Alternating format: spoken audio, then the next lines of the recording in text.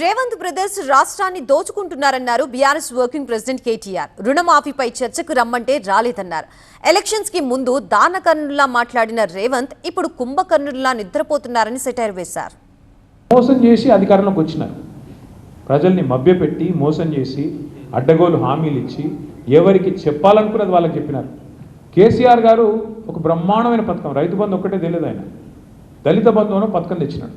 సరే, కొంతమందికి నచ్చవచ్చు, కొంతమందికి నచ్చపోవచ్చు, కానీ దళిత బంధు లాంటి పథకం కానీ రైతు బంధు లాంటి పథకం కానీ పెట్టాలంటే నాయకుడికి కలేజా ఉండాలి, గుండెల ధైర్యం ఉండాలి. ఉత్తుతంగా కాదు, ఆల్తు ఫాల్తు నాయకులు రిబ్బన్ కటింగ్ నాయకులతో కాదు అట్లాంటి పథకాలు.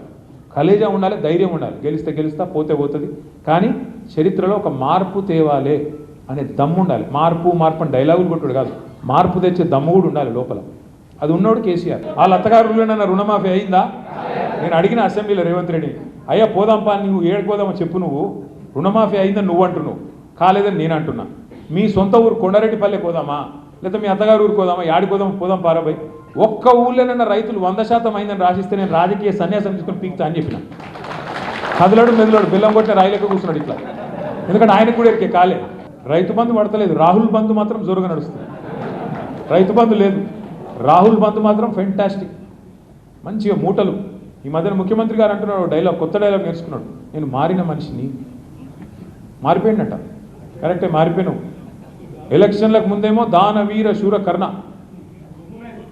ఎలక్షన్ల ముందు దానవీర శూరకర్ణ, ఏది కావాలంటే అది ఇస్తా అన్నాడు. ఇప్పుడు కుంభకర్ణ. ఇప్పుడు భూములు అమ్ముకోవాలా, వాళ్ళ అన్నదమ్ములు మొత్తం ఇరుసుకపడ్డారు. ఇక మొత్తం హైదరాబాద్ చుట్టూతా తిరుపతి రెడ్డి ఒక దిక్కు, కొండల రెడ్డి ఒక దిక్కు, తొండల రెడ్డి ఇంకో దిక్కు.